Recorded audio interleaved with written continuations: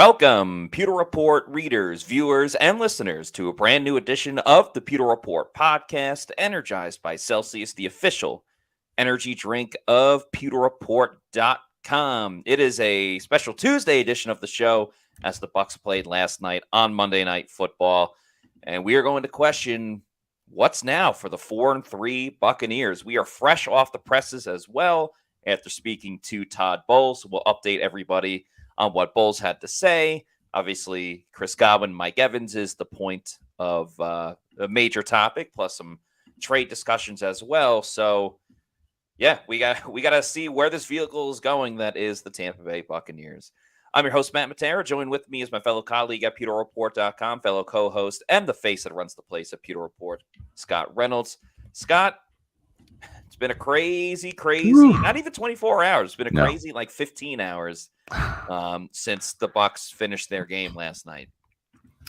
Yeah, it has. It's been a whirlwind. We've had a bunch of reporting here on pewterreport.com. Let's get you caught up to the latest news. Jake Camarda has been released by the team. Certainly not the biggest problem on Tampa Bay's plate right now, but the Bucs are going with Trenton Gill as their punter. And Matt, what did Todd Bowles have to say about Jake Camarda? He was asked by Greg Allman, who I think has he's running neck and neck with Josh Capo in terms of the Camarda watch over these last couple of weeks. What did Bowles have to say about Camarda?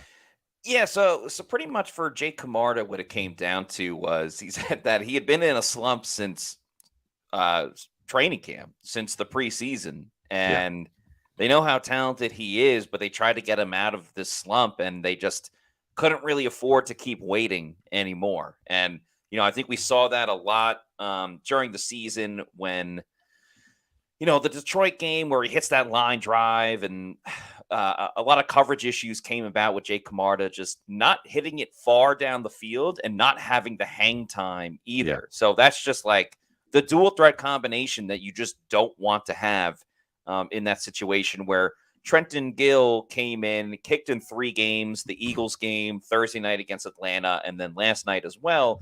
And while he wasn't overly booting the football too much, the big thing with Trenton Gill is that there were no return yards by the opponent in any of those games. So he had the proper hang time. And some of his kicks were around midfield, a little further back where you're just trying to pin them deep back in the first place. But that was one of the biggest things, just playing smart and sound special teams on punting it specifically.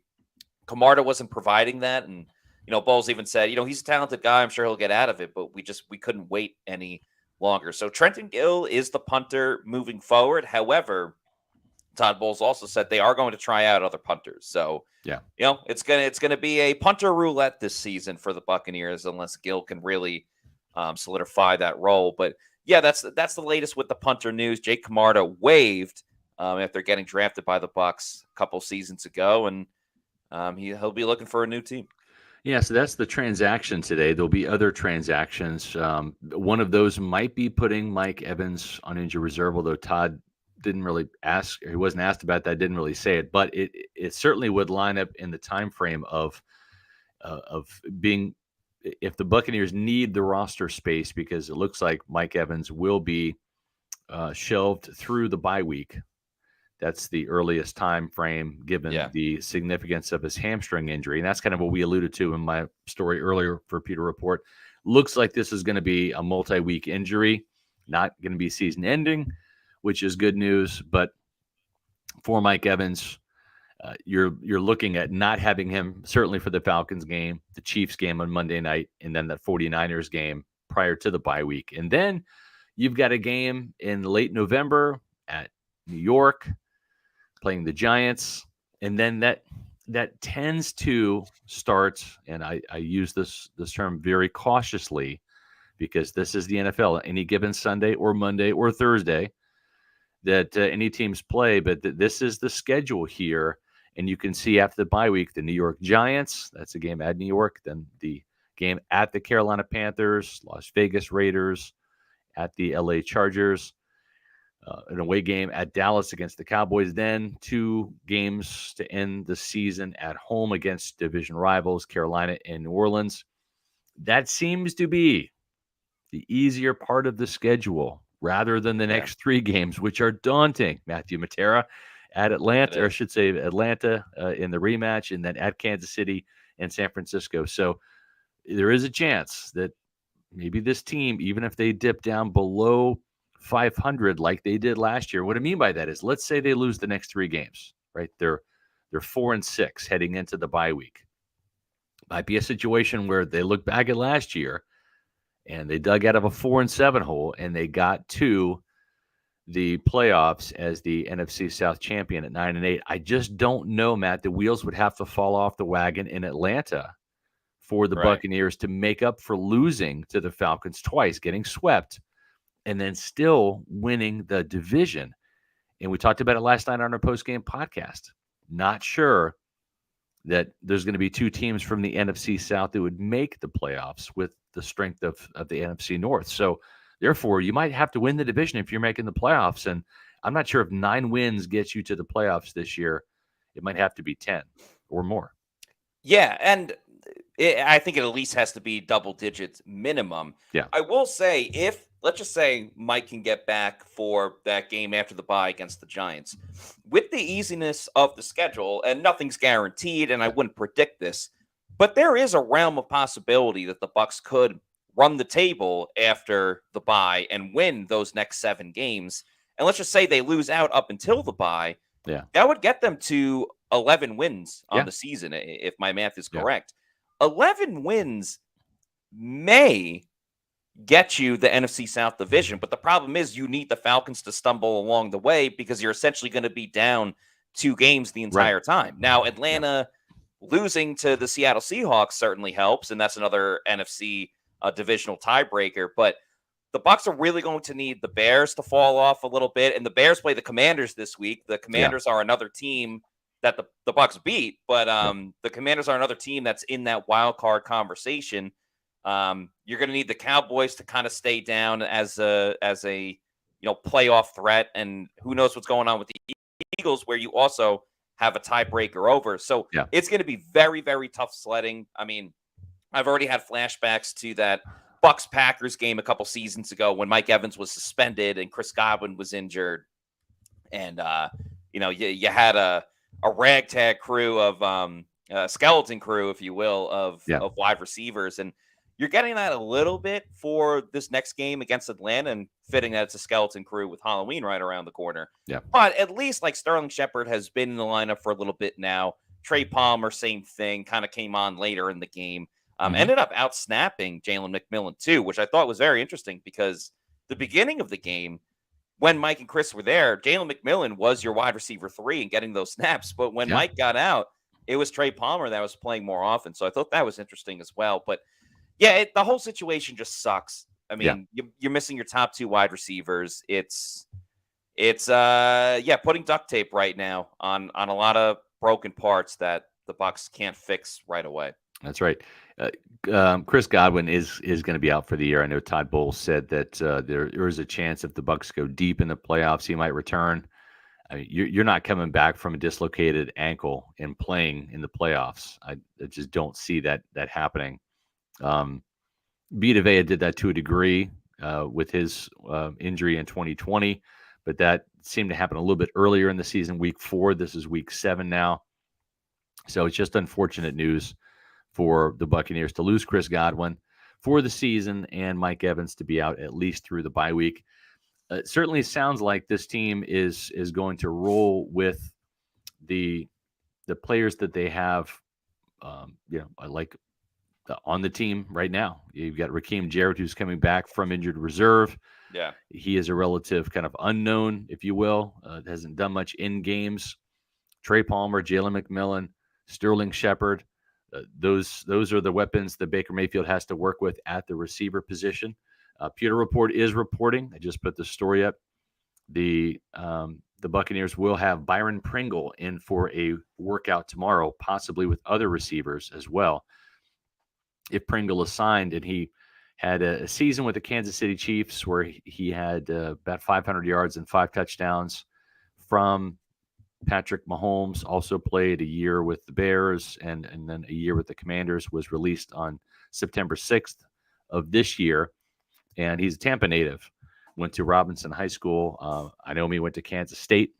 So I'm very familiar with Byron Pringle's ability.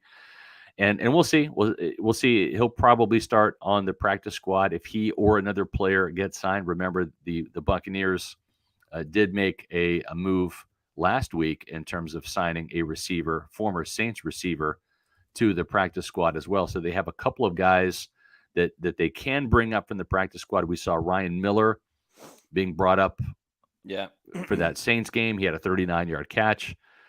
Not that he is going to light the world on fire by any means, but they do have currently 3 receivers on their practice squad. Keep in mind, Cody Thompson is on the injured reserve for the practice squad as well. So he's out of commission as it stands right now. But the receivers they have are Marquez Callaway, who is a former Saints receiver, 6'2", 204, fourth-year player out of Tennessee. Tanner Canu, who went with the Buccaneers to training camp, as well as Ryan Miller. So they've got some familiar faces to work with. Nobody nearly as close to the ability that Mike and Chris have. And, I asked Todd Bowles point blank, and I asked Baker Mayfield after the game, he can't do too much, can he? And he said, no, he's got to find the open guy and throw the ball and not try to make the hero throws down the middle. My words, not his, but those types of plays that have resulted in interceptions, unfortunately, by Baker trying to do too much. So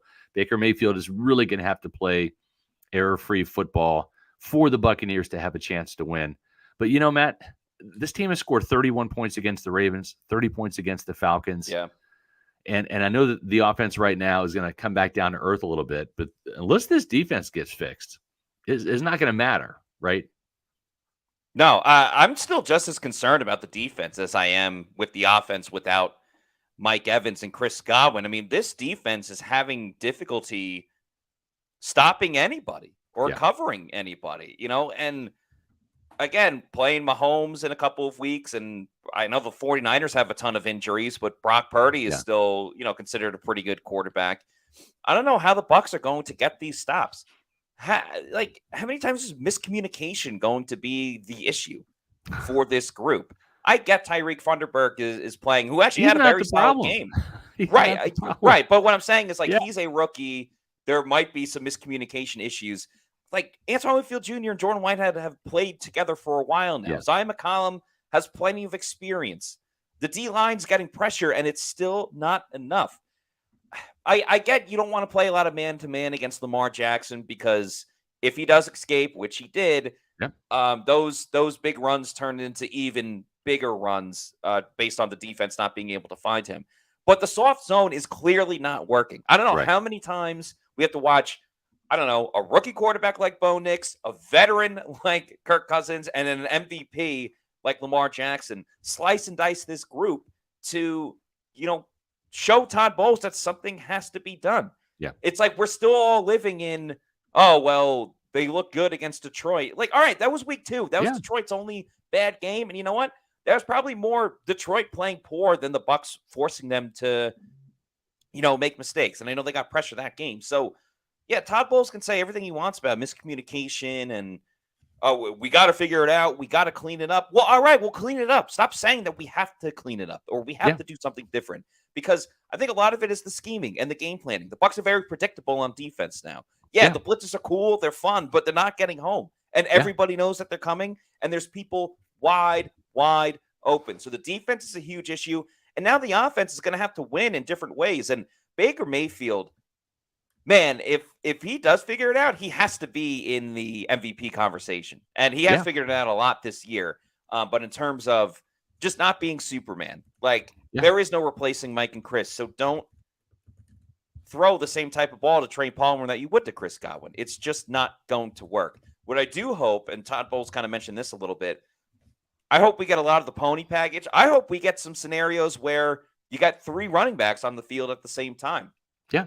The Bucs for the next 3 games essentially have to treat it like there's no tomorrow, in my opinion. Like the season's on the line. There is no tomorrow if we lose these games. And if that means having some cockamamie formation where Rashad White's lined up outside and Bucky and Sean are in the backfield, so be it. Because you heard Todd say it too. Everyone has to be creative, and the coaches have their work cut out for them. You have it cut out for you too, Todd Bowles. I mean, live up to the standard that you want your coaches to have. Yeah, no, I agree. And he's got a lot to figure out. He's got to get this defense going because, again, the offense was scoring 30 points per game, and they did it again last night, but it wasn't enough because the defense can't stop anybody, and it's unfortunate to see. Jordan Whitehead had a terrible game, and KJ Britt really struggled again, and so he's going to have to. And that's the thing. It's not Tyreek Funderburk. It's not Tyke Smith. It's not the young guys. It's not the rookies. It's these veterans that have played together in this system that are causing the problems. And it's unfortunate that we're here with this defense, bringing back Whitehead and bringing back Levante David, and it's some of these veteran players that are the ones not making plays. Antoine Winfield Jr. missed a lot of time with that foot injury, and man, it's not good. He's not playing well either. So these players have got to really rebound and play well for Todd, and he's going to have to do some things schematically, because if they go out there with this same type of look that they've given Lamar Jackson, who's not the pocket passer that Kirk Cousins is, but it sure looked like him last night. It's going to be, lather, rinse, repeat. It's going to be the same thing. And so that's concerning. We have some super chats to get to. We want to thank everybody too, real quick, if I can. Let's just take the banners off here. We mentioned this last night. If you missed our post-game podcast, you guys have been absolutely great. And we've hit 16,000 subscribers on Pewter Report TV, our YouTube channel. So thank you very much. Greatly appreciate that. Thank you, Pewter people. You're awesome. And it's a joy to see. We appreciate all the support. You guys have helped grow this channel. It's really your channel. We're here to serve you. We're here to work for you, be your eyes and ears, and give you the inside scoop when it comes to the team and One Buccaneer Place, etc. So we greatly appreciate the ability to do that, and the audience. You guys are here for us, and we greatly appreciate all the support. And we love the interactions, you guys talking amongst yourselves, the friendships that have developed within the chat and our community. It's just great to see. So thank you. It really is. You hit the nail on the head. So I'll just say I appreciate you all so much. And we're about to have some great interactions with everybody right now with these super chats. So thanks to Michelle C for starting it off with this $10 super chat, who says, heartbroken about Chris and Mike, but especially Chris. So I'm curious, what does that mean for re-signing him in his next contract? Surely they're not going to let him go, right?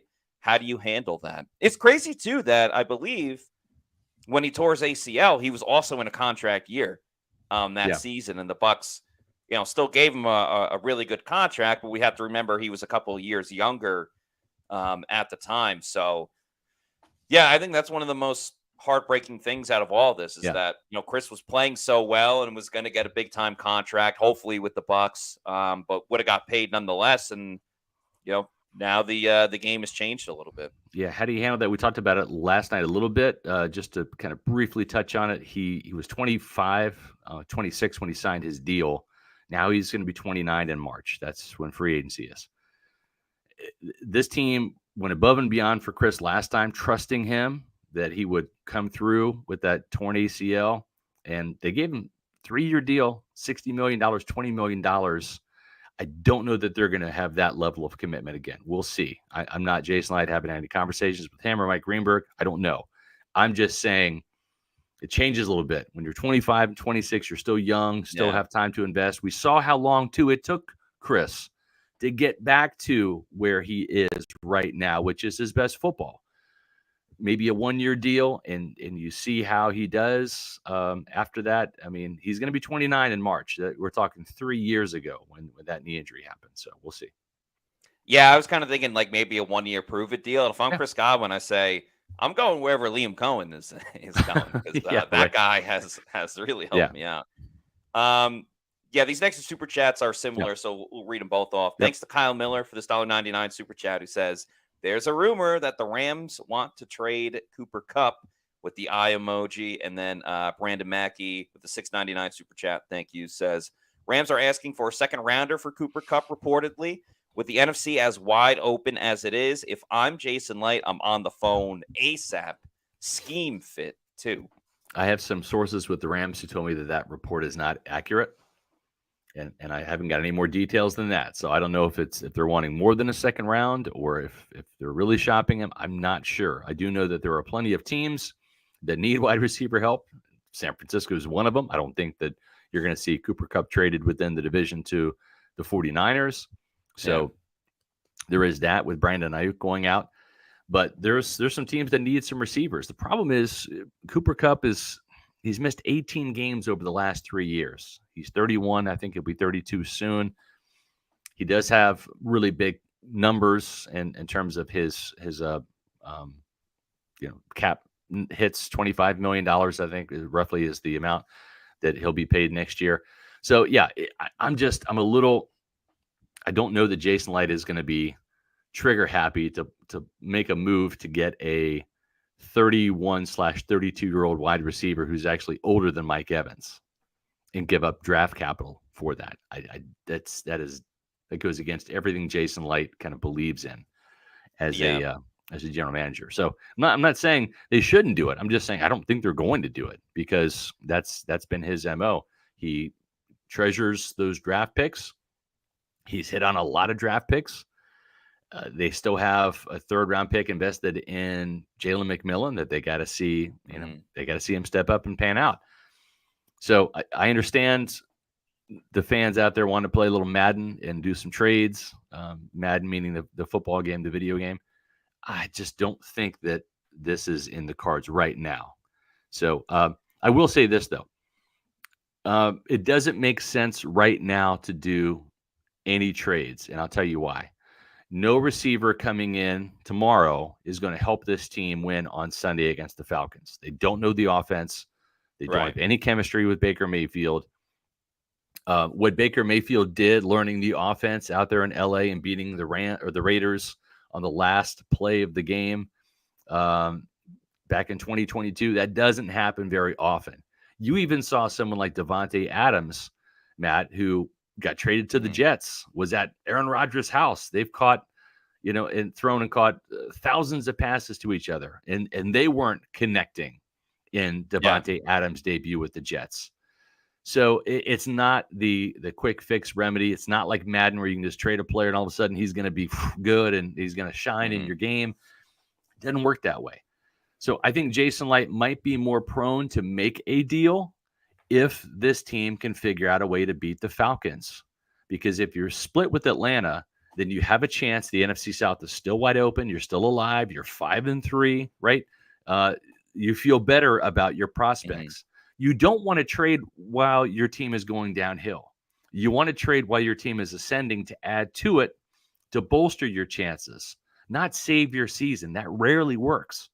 So I understand that they're panicking that they want a deal done now. I'm here to tell you that's probably not in the cards. And if Jason Light is going to do a deal for a wide receiver, DeAndre Hopkins, Cooper Kupp again. Hopkins is 32, right? There's a reason why he's being shopped. Your older players, and then probably on the way down. If it's going to happen, it's going to happen if they beat the Falcons, because it doesn't make any sense to trade for a player. You go 0-2 in the NFC or against the Falcons. Now you're 1-2 in the division. You got to hope and pray Atlanta loses while you continue to hopefully stack some wins. So I don't see any deals done until they prove they can beat the Falcons. And if they can't, then there's no point in doing it. If you don't beat Atlanta, there's no point in doing that, because really the problem is not going to be on the offense. The problem is on the defense. Todd Bowles has got to get this side of the ball fixed.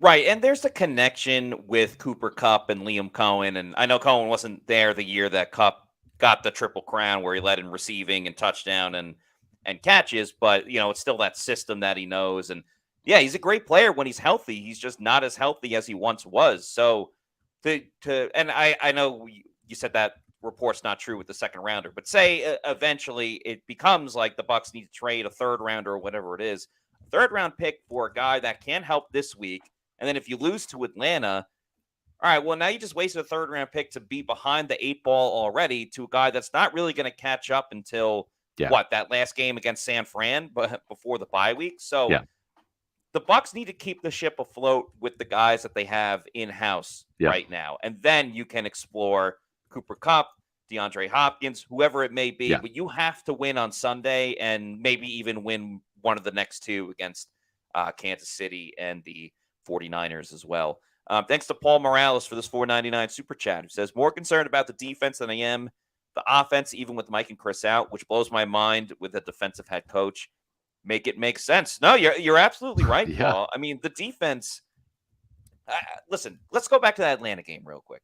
I know the Bucs kind of struggled in the second half and offensively, and they couldn't close out the game at the end with the holding penalty and Bucky fumbling and all of that stuff. Yeah. But the defense could not get any stops to save their life. The Falcons had no timeouts left, and they let them go right down the field. That loss is as much on the Bucs defense than it necessarily is the Bucs offense. And then you fast forward to this game against the Ravens. Let's remember, the Bucs were up 10-0. And I know that interception was bad by Baker Mayfield. He'll be the first guy to tell you it was bad. But they intercepted it in the end zone for a touchback. The Ravens still had to go 85 yards the other way or 75 yards the other way to score a touchdown, and they did immediately. And it did not stop. 41 points. The turnovers they had, too, it wasn't like they had the ball over midfield. Like I said, touchback. The other one by Humphrey, they had solid field position. But the defense is in such disarray, and we've seen this time and time again. It's the same story. So that's what I think is the biggest concern when it comes to this defense. I'm with you. I mean, KJ Britt is not good. I'm ready to see JJ Russell. I'm ready to see something different. Todd's got a penchant for hanging on to these players a little too long. First it was Devin White. Now it's KJ Britt. I don't know. I am more like Jason Light than I am Todd Bowles. Like Jason Light is like, I spent a 4th round draft pick on a punter, and he's not good anymore. I'm moving on. I mean, he's not afraid to cut bait, to admit mistakes and move on. And it just seems like that's not the MO of the head coach. And we'll see. Listen, here's the thing. Todd Bowles has turned this team around before. He did it last year at 4-7. Yeah. Do not count this team out. This season is not over. This team is still 4-3. Crazier things have happened. I know we have a creamsicle game to get to that probably doesn't help Tampa Bay's chances given the recent success or lack thereof in those orange and white uniforms. But let's see how this thing plays out. It's still a long season. There's still a lot of football to be played. And but man, they got to find an injury bug repellent, Matt. They got to do something to stop these injuries from biting, because this bug now, Keith Smith's going to miss this game against the Falcons on Sunday because he's in the concussion protocol. So that's 3 starters you lost in one game: Chris, Mike, and Tyke, and that's just going to make this Buccaneer team's job a lot more difficult come Sunday. The whack-a-mole of injuries continues for the Bucs. As soon as they get Kalijah and Antoine back, now it's Mike, Chris, and Tyke Smith. Thanks to Bucs Basement for this $5 super chat, who says, Hope Bowles realizes that if he loses the division this year, it's likely his ass on the streets. So he better find some fixes for this team pronto. Yeah, I mean, we'll see how it turns out. I mean, his job was on the line last year at 4-7. We were talking about top 10 draft pick coming for this team, and there might be a coaching change, and it all turned around. And Todd Bowles he gets a lot of credit for that, for keeping his team together, for rowing in the right direction, and it's going to be. It's going to be interesting to see how this season progresses, and if Todd can tighten up the defense, if Liam Cohen can maybe use more of the pony package as more of a base personnel. and use the 3 running backs. I think that the thing to do if you're Liam Cohen is look at the hierarchy of players, to go to the whiteboard and say, without Mike and Chris, who's the best player on offense now in terms of target? Is it Rachaad White? Is it Bucky Irving? Is it Sean Tucker? Is it Sterling Shepard? And just rank them 1 through 7, right? K-Dot, and where does he fit? And then just build your offense around that. And if to me, the first 3 guys that come to mind are, in no particular order, because, take your pick. It's the 3-headed monster. Rachaad White, who looked really good as a receiver last night. Sean Tucker, who had a 5.8-yard average. Bucky Irving, who muscled in for a touchdown. Those 3 guys should be where it starts. I'm encouraged by the fact that this offensive line ran for 4.5 yards per carry against the number 1 rushing defense in the league. They came in averaging just 59 yards, allowing 59 yards per game. And Tampa Bay just about doubled that. So lean on this running game. Go with 2 back sets, right? With Bucky and Rachaad or Buck and Tuck, and see what happens. Put Rachaad White out there in the slot. I'd like to see Liam Cohen get really creative. He's going to have to scheme their way to manufacture some yards and points here. It's not just going to be conventional plays. You're going to have to do the end arounds, the screens, the flea flickers, the halfback passes, whatever you got. You got to throw the kitchen sink at some of these defenses now, because you're not going to have the conventional plays at your disposal with the sure-handed guy like Chris Godwin, and a touchdown producer like Mike Evans. Yeah, the good news for the Bucs is they have found their ground game. They have seen a great job done by the offensive line, and then we talked about the 3-headed monster. The bad news for the Bucs, though, is the defense is worse than it was a year ago. And last season, the Bucs really benefited from, when they were going through their rough patch. I mean, so were the Saints and the Falcons. Like, they weren't really gaining ground on the Bucs, and I think that was the biggest solution, more than the Bucs turning everything around. And this year, I just don't think the Bucs, have that luxury of the Falcons really stumbling for a long period of time. So, like you said, Liam Cohen, Todd Bowles are going to have to get creative, especially on that offensive side, with different looks and different setups, and be as creative almost as the creativity of all the different flavors of Celsius energy drinks, the official energy drinks of PewterReport.com. Check out some of their newest flavors, like the sparkling watermelon lemonade. Of course, my personal favorite is the Arctic Vibe. So there's so many great flavors of Celsius. If you need to know where to find a Celsius energy drink, head on over to the Celsius store locator on their website. Punch in your address and tell you the closest place where you can pick one up. Might be a Walmart, a health and fitness store, Publix, a Stop and Shop, or your bodega. Bodega.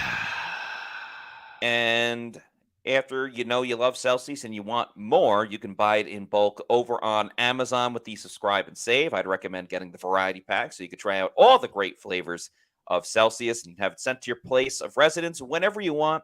Just make sure you're drinking Celsius energy drinks, the official energy drinks of PewterReport.com. Yep. You guys have been fantastic with the super chat, so we will keep it rocking and rolling. There we go. Jolly Jigs, thank you for this $2 super chat. Says, thoughts on McMillan going back to the slot? Yeah, I mean, it's where he thrived at Washington. Maybe he's better inside than he has been outside. We'll see. I think this team has a little bit more confidence in him than maybe Trey Palmer right now. And we'll see how Sterling Shepard, if he can still kind of squeeze some production out of that 30-year-old body and present himself as a target. He did have a 2-point conversion for Baker Mayfield last night. So we'll see. He's the old man in the room now. He's the veteran. Obviously, Mike will still be around to mentor these guys, but he's got to be working on that hamstring and trying to get ready for that Giants game after the bye week. But, yeah, I mean, Jalen McMillan's got to step up, man. He's got a third-round draft pick pedigree, and it's time to shine. Yeah, it's just crazy because McMillan was such a talk of training camp and lit the world on fire. But then, I don't know, just not the same guy when the lights have really turned on. And it kind of started with that drop against the Commanders. And, yeah, he scored a touchdown later. But that's been about it. And yes, he got hurt. He missed a couple of games, Yeah. but yeah, I don't know. I don't mind him in the slot though. You put Palmer outside, deep threat down the field. Shepard can do a little of everything. Yeah. It's not as bad as it was when Mike got suspended and Chris was hurt and it was Brady and Russell Gage and like that was about it. So at least again, if you're going to grasp at some positivity, it would be this wide receiver group is better. Yeah. In my opinion. Thanks to JT Pine for this $5 super chat. I think we kick Todd out the door regardless and make Liam the head coach. DCs are a dime a dozen, but OCs are hard to come by. He's the head coach right now, and they need to finish the season out and see where things stand. You're not going to see any type of dramatic move like that. This team is still 4-3, folks. You got to understand that. They're above 500. They're above 500. It looks incredibly daunting. I mean, listen, chalk up the Chiefs game. They're going to lose that game. Okay, fine. The 49ers game might be, a loss as well. They're banged up as well, but they're a better team, better coached. Okay, fine. This Falcons game is really going to determine a lot. If they beat Atlanta, they're still alive in the NFC South. They've split with the Falcons. They'll finish no worse than 5-5 heading into the bye.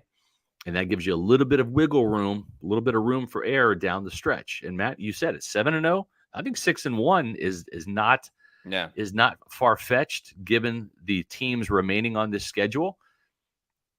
And we'll see. I think it's too early for this. Save this kind of conversation for January when we have a better idea of how the Buccaneers are going to finish. Because Todd Bowles got it done last year. He turned this team around. Yeah, and we'll see if he can do it again. And this is probably even a tougher challenge because we're talking about personnel that you're not having. But we will see. Can't close the book just yet. Thanks to Lucas Patisse for this $1.99 super chat. Do you think McMillan will be better in the slot?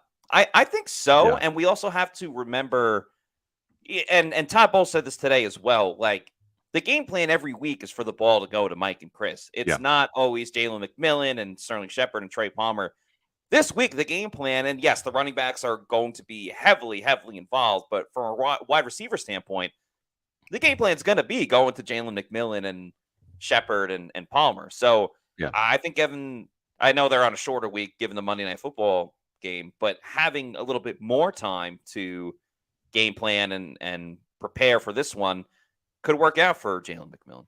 Yeah, and we'll see. I mean, I'm a little excited. Not that Mike and Chris are injured. Don't get me wrong. I mean, you want those guys in the lineup, but at least these are some guys, and we'll see if one or two of them can step up and emerge, right? Raheem Jarrett, Jalen McMillan, Trey Palmer. See if one or two or three of these guys rise to the occasion. We'll see. And maybe Marquez Callaway on the practice squad comes up and gets a look. He's got some experience. Someone is going to need to be an unsung hero. So that's right. Hopefully it's one of these guys. Yep. Thanks to Devin G for this $9.99 super chat. Says, I get wanting to keep draft picks and not trading for Cup right now. But at some point, if you want to win with this team, you have to make a move, especially with Mike and Levante past 30. I get that. But again, it doesn't matter if this team, if this is not a Super Bowl caliber defense, what's the point?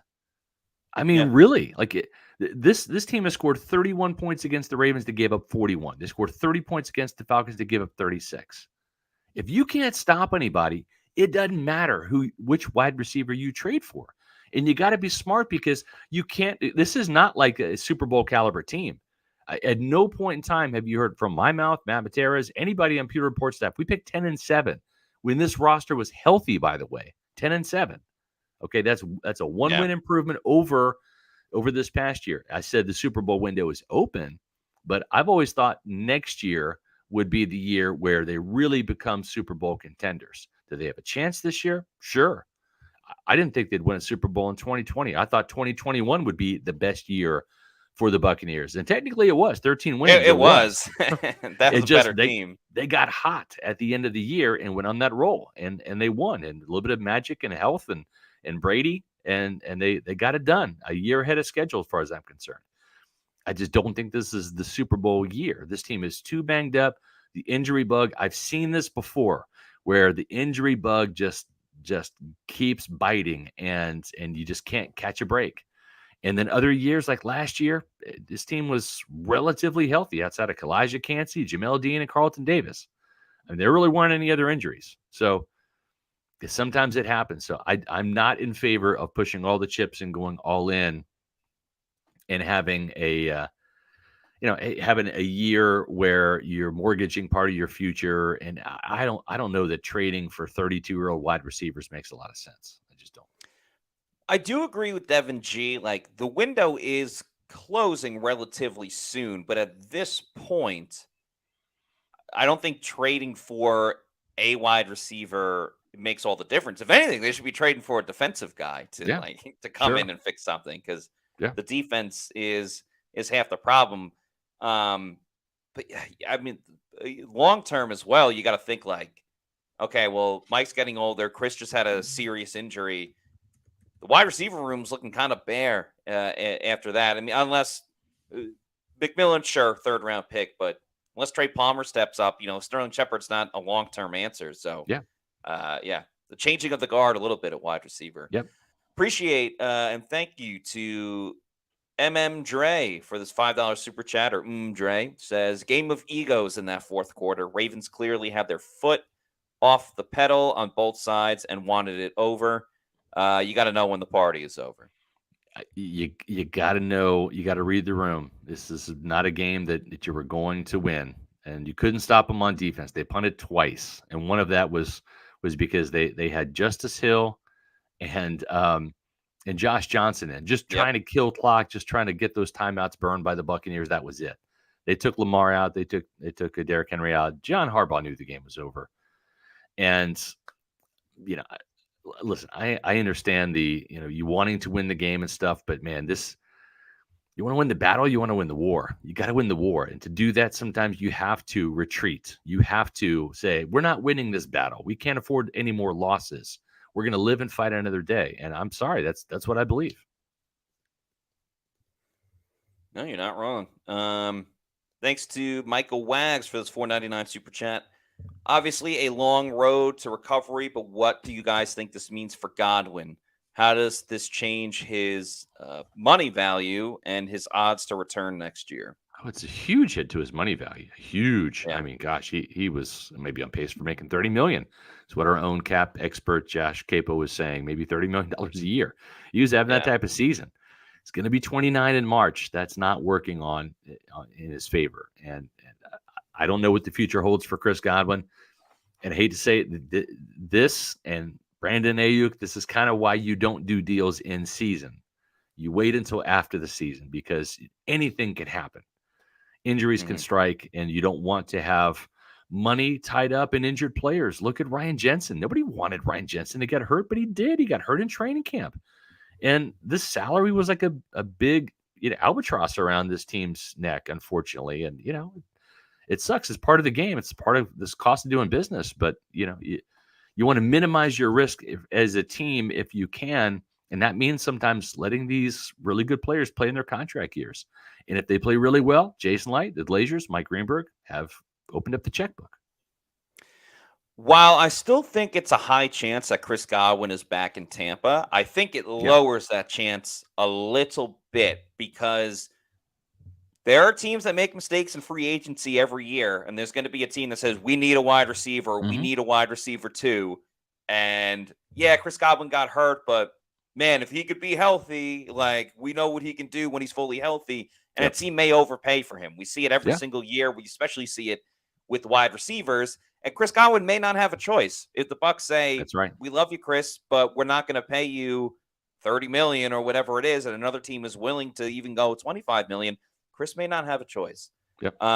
Thanks to Les Evans for this $5 super chat. Appreciate it. Says, next man up doesn't mean much when replacing an elite NFL player with an average skilled one. Yes, there's no experience there's no substitute for experience. Chris Godwin's got plenty of it, plenty of ability too. That's well said, Les. You're right. Yeah.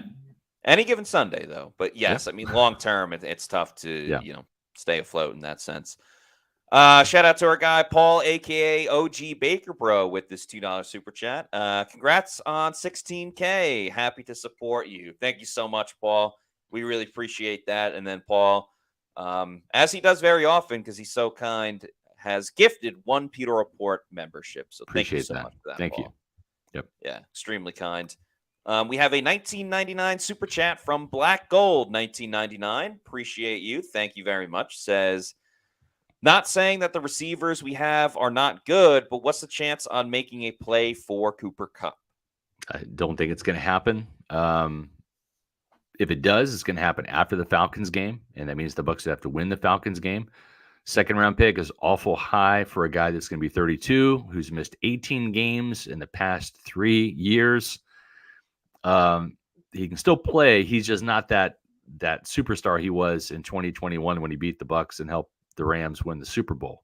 He hasn't had 1,000 yards since then. He's missed all but 2 games this year. He's not the same guy, and the injuries have taken their toll. And he's getting paid over $25 million a year. And age, I mean, you're asking Jason Light to trade for a receiver who's older than Mike Evans.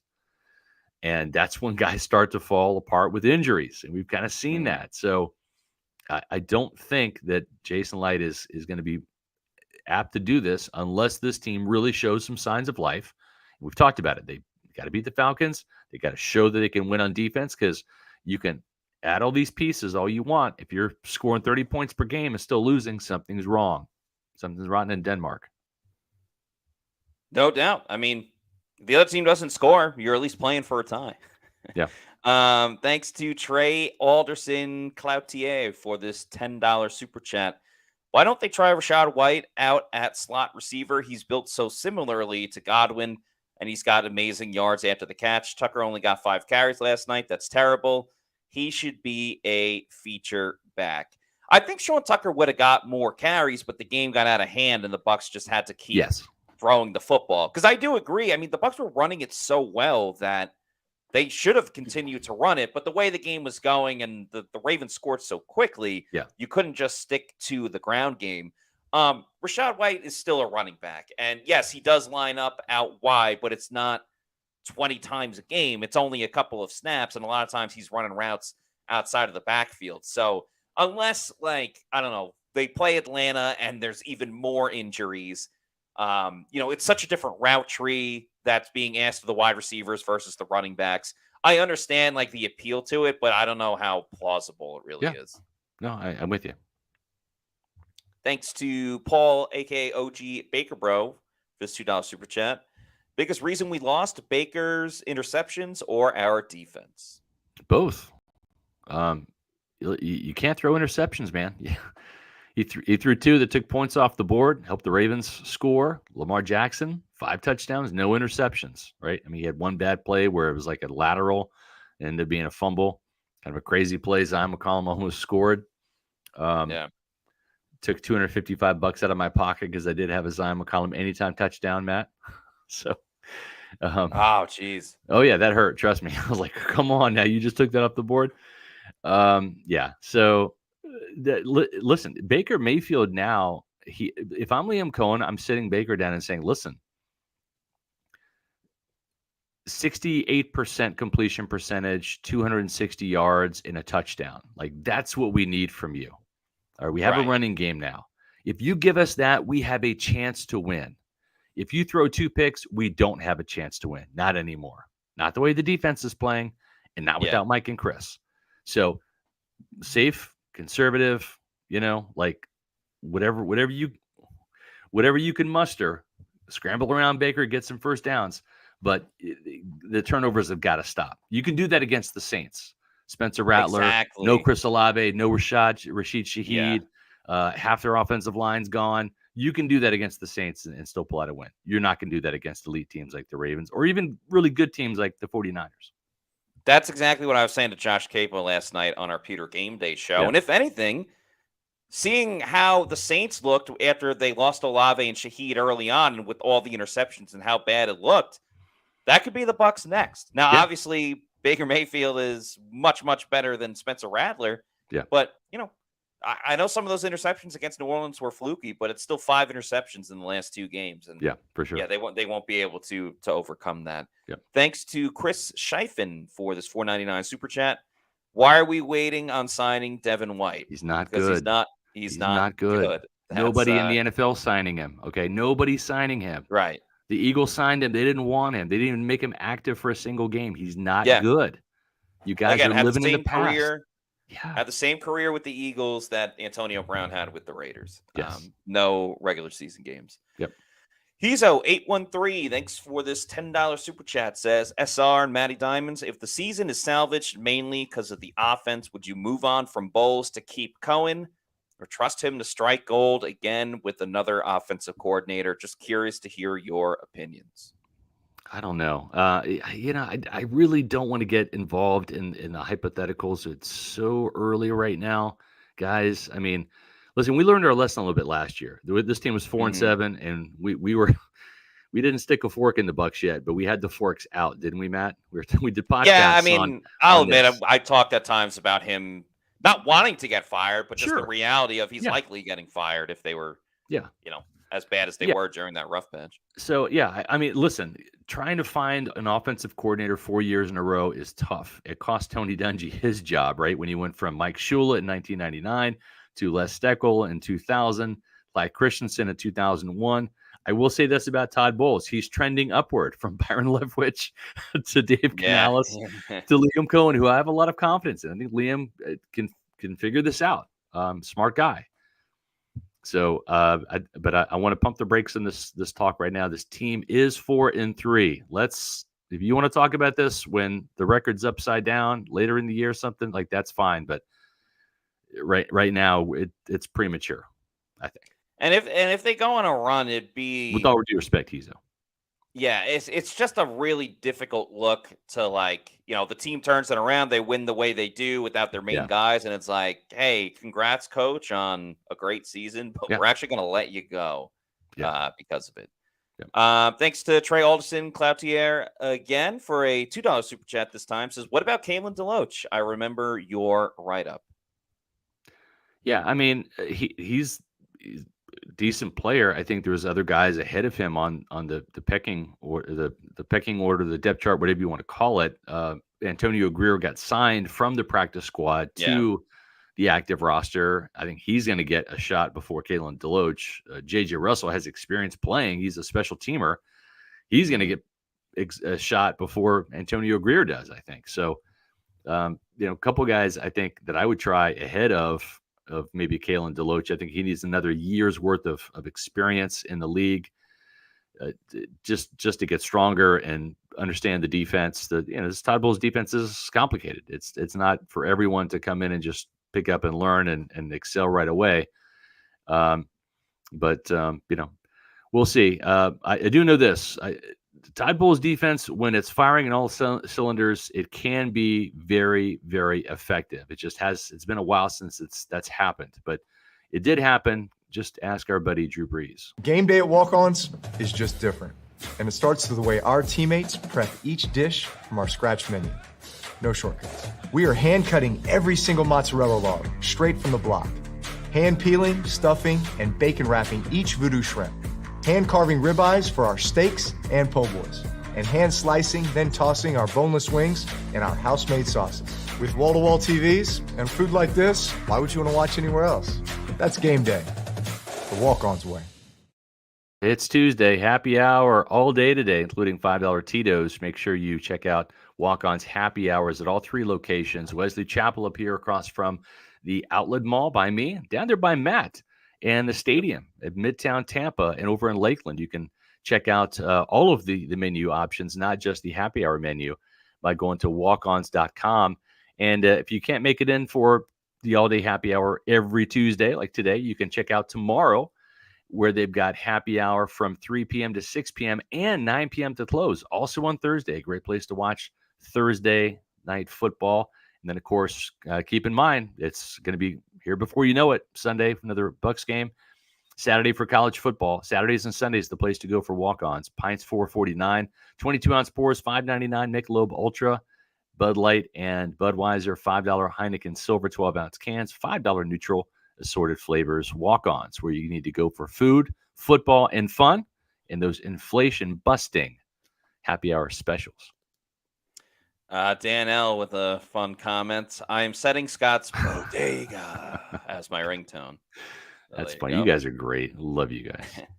By the way, shout out and thank Thank you to you. Paul Morales for Awesome. becoming a YouTube channel member. That is very kind of you. And this is probably a good time to also give a Yes. shout out to our Pewter Platinum members. So shout out to Scott Federico, Rathel Gordon, Noah Parr, Scotty J, and Dave Anderson. Thank you Yes. all for your support. We greatly appreciate each and every one of you for being a Pewter Report Platinum member. Yep. And here's our Pewter Report Premium members as well. We appreciate everybody. Too many to name. And Paul, thank you for joining the ranks of the Pewter Report TV channel members. We will have a show tomorrow. Don't have a graphic built yet because it's been a busy, busy day. We have a new story on pewterreport.com. But tomorrow it's a Wednesday, Matt. We're already on to the Falcons. It's our preview. Bucs versus Falcons preview. So make sure you return at 4 p.m. to check us out here at Pewter Report TV, where we have over 16,000 subscribers now on our channel, thanks to you guys. So that's awesome. You can also check it out live on X and Facebook at Pewter Report. So either Pewter Report TV, X, or Facebook. 3 ways you can watch our show on Wednesday. And then Thursday, we'll have another show as well. We're back to Thursdays without the Hurricanes now. So we have a Wednesday and a Thursday show for you this week. All right, we got a couple more super chats before we wrap up the show.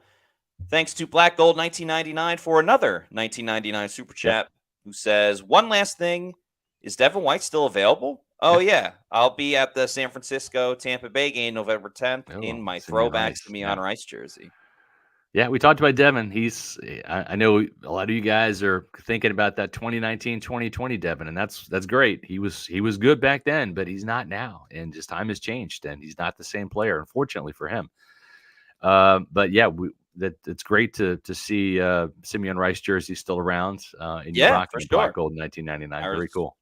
Yep. Respect it a lot, and hope you have a great time at the game, and hopefully the Bucs can win it for you. Thanks to Corey Hall, $1.99 super chat says we are better off getting Hunter Renfrow. Yeah, not terribly. Familiar with his career. I know he played at Clemson. I don't know. Yeah, it was on the Raiders. Yeah, was it the Raiders for a while? I don't know. You heard Todd Bowles, or maybe you didn't. We told you that they're going to stick with the young guys and the guys they have on this roster right now. Maybe they add someone like a Byron Pringle, who I reported on pewterreport.com. Maybe they add him to the practice squad and get him in the hopper as well. They have Marquez Callaway, who they did add, former Saints receiver, on the practice squad. It just takes some time to learn the offense and get familiar with the scheme and have the trust of the coaches and the quarterback. So it's not like you can just pluck these guys and stick them in there. This is not Madden, guys. This is real life. Kyle Driver with the $5 super chat. Thank you, Kyle. Says this wide receiver room is deep, but not super experienced.